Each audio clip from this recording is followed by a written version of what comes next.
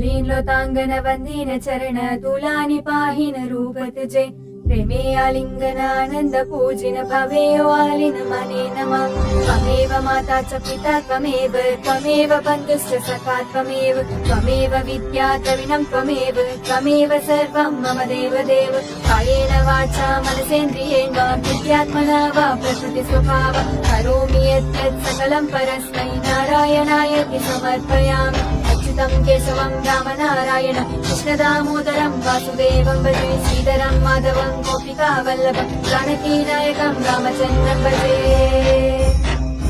Hare Ram Ram Ram Hare Hare Hare Krishna Krishna Krishna Hare Hare